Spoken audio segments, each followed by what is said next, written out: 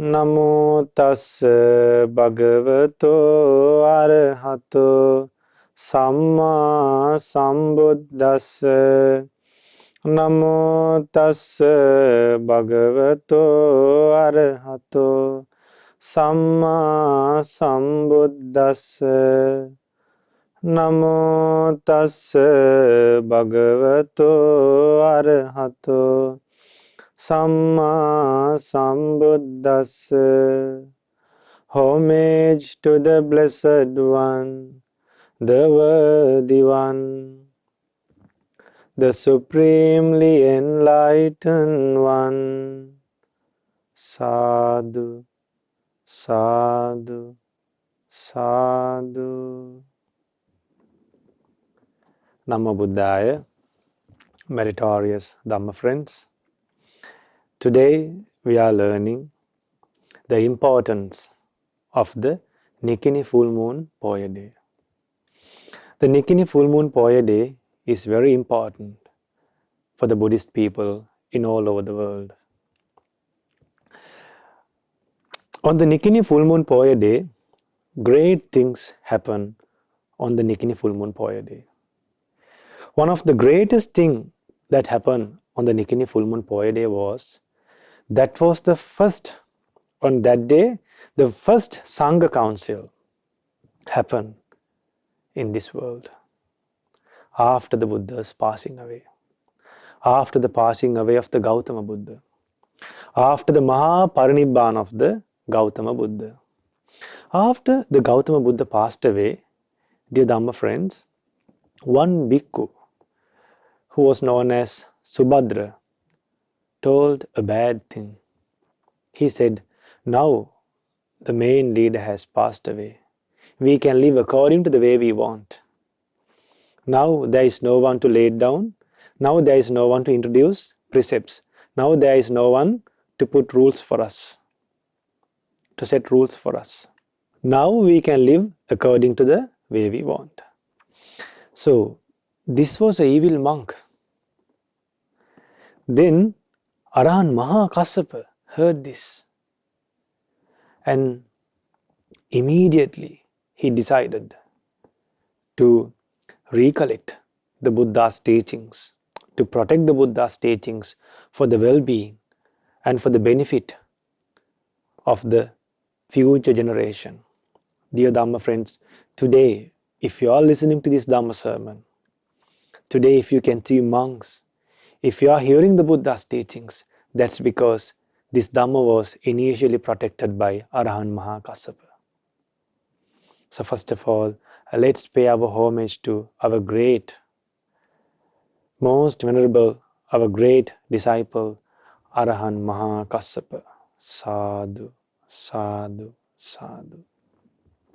And dear Dhamma friends, in the first Sangha council, there were 500 bhikkhus assembled for the first Sangha council.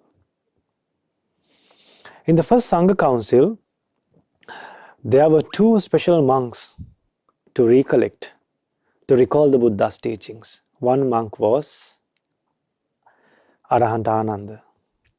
The other monk who recollected the Buddha's code of conduct, the code of conduct of the monks, whatever preached by the Buddha, whatever laid down by the Buddha, the code of conduct laid by the Buddha for the bhikkhus, that was recollected by our most venerable Arahant Upali. So let's pay our homage to most venerable Arahant Ananda and to our most venerable Arahant Upali Mahathera. Sadhu, sadhu, sadhu.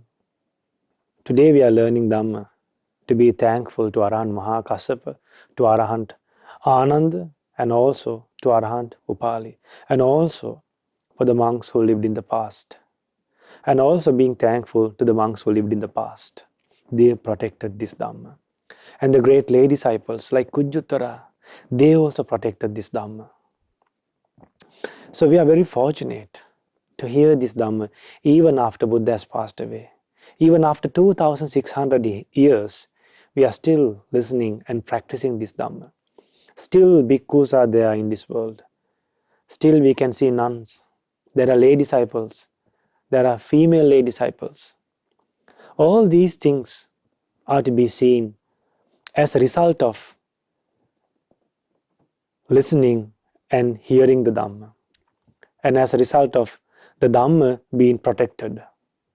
So when we learn Dhamma today, and each and every day when we listen to Dhamma, first of all we should remember the Buddha, then Arahant Mahakassapa, then the great monks like Arahant Ananda, Arahant Upali, and also our great monk, the great Arahant who visited Sri Lanka, that is Arahant Mahinda. So on the Nikini full moon Poya day, there was another significant thing that happened. On the Nikini full moon Poya day, our most venerable Ananda Mahathera became an Arahant. Only after the Buddha passed away, Venerable Ananda became an Arahant. Venerable Ananda appeared in the Sangha council from the earth as an Arahant. And then all the other monks, 499 monks, were all Arahants, but it was only Arahant Ananda. It was only Venerable Ananda who should become Arahant to participate in the Sangha council consisting of 500 monks. So we should be happy that we are so fortunate to hear these things, these wonderful things happen in the Buddha Sasana. Then the second observance of the rains retreat also happens on a Nikini full moon Poya day.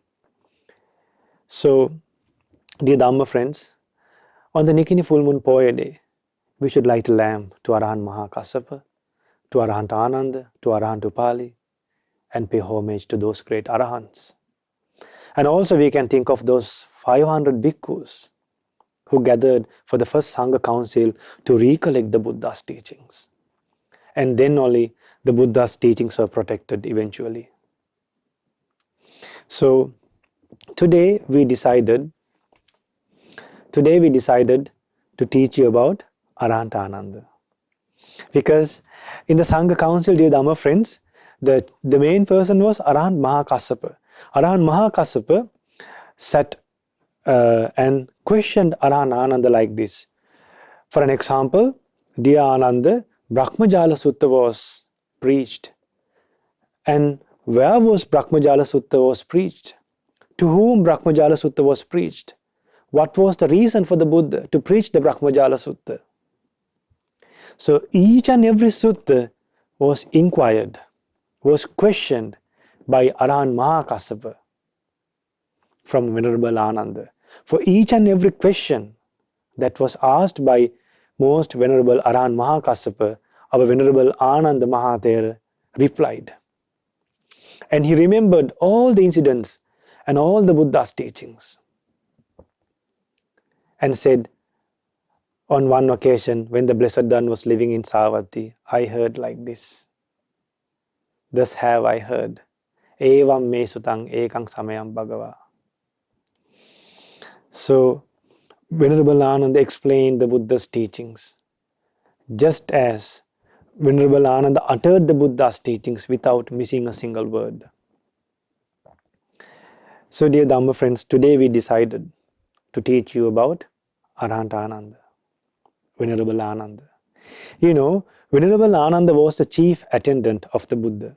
Dear Dhamma friends, the day Buddha gave the responsibility of becoming a chief attendant for the Buddha to Venerable Ananda, Venerable Ananda asked for 8 boons, requested 8 conditions. The day that Buddha said, Dear Ananda, today onwards you will be my chief attendant. On that occasion, Venerable Ananda asked for 8 boons. The 8 boons, dear Dhamma friends, listen to those 8 boons and see how amazing Arahant Ananda was. See, there were 8. 4 of them, Venerable Ananda does not take the gains that Buddha gets. The first one is, if the Blessed One will not give me the robes that Blessed One has received. Now see, the first condition is the robes that Buddha gets. Venerable Ananda is not willing to accept that. Second one, the Blessed One will not give me the food that Blessed One receives. Third one, if the Blessed One will not grant me to dwell in the same fragrant kuti.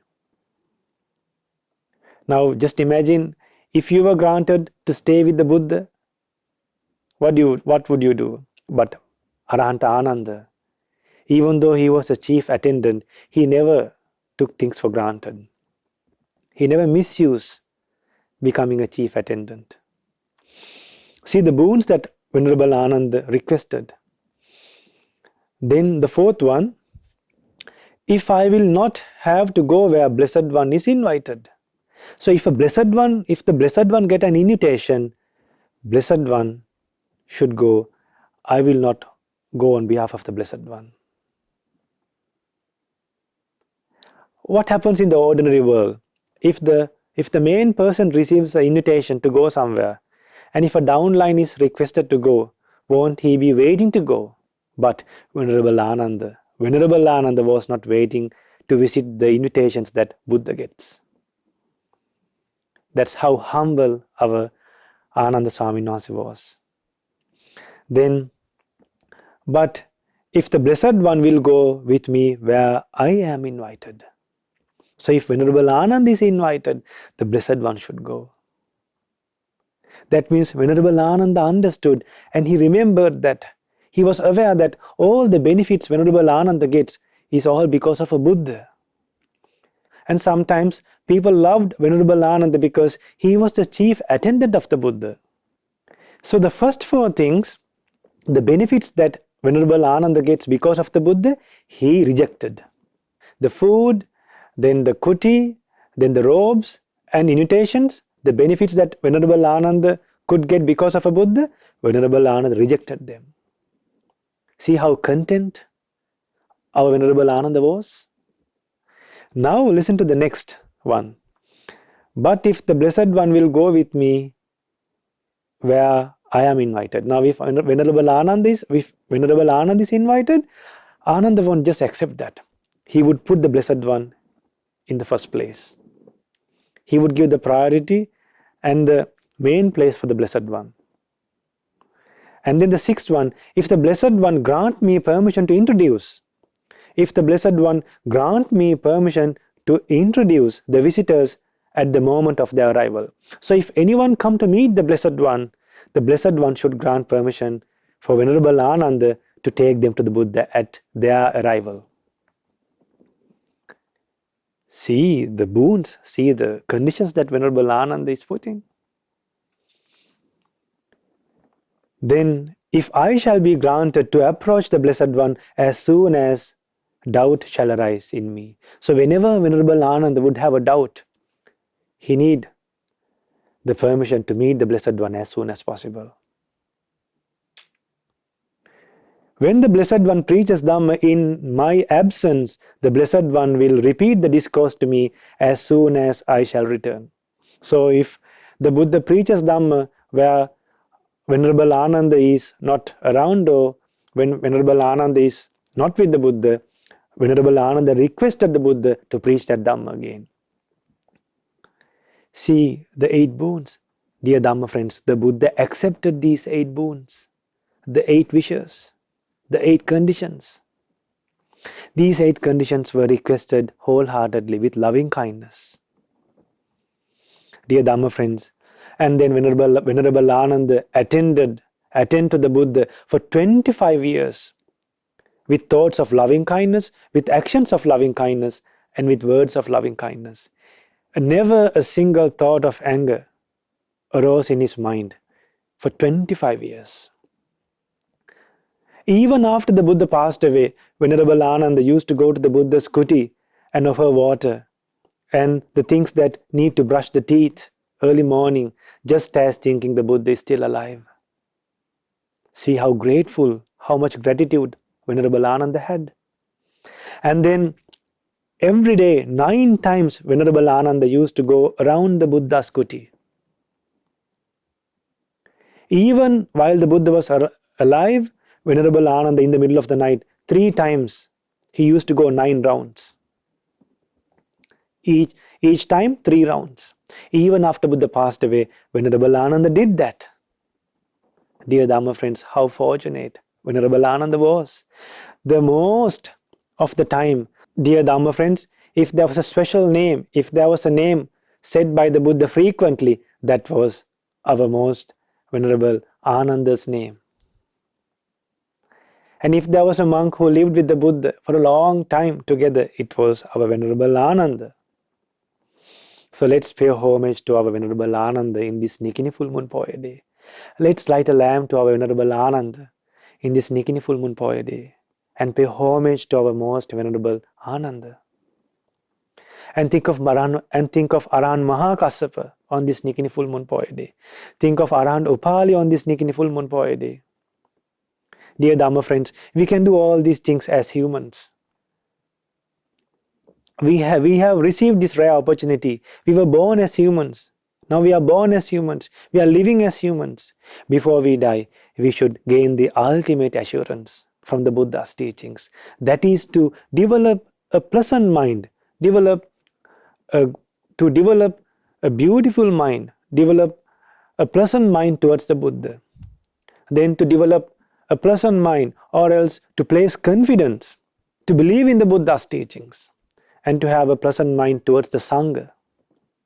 Even though we can't see these Arahants, we should be happy that we are coming from that great lineage.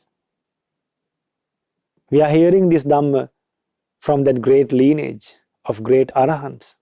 So dear Dhamma friends, in this Nikini Full Moon Poya Day, hope you think of Venerable Ananda and observe 8 precepts and have a wonderful Nikini Full Moon Poya Day and spend a wonderful Nikini Full Moon Poya Day and gain much merits to our lives and observe 8 precepts and learn Dhamma and practice Dhamma and meditate to realize the 4 noble truths in this Gautama Buddha's dispensation. Sadhu, sadhu, sadhu.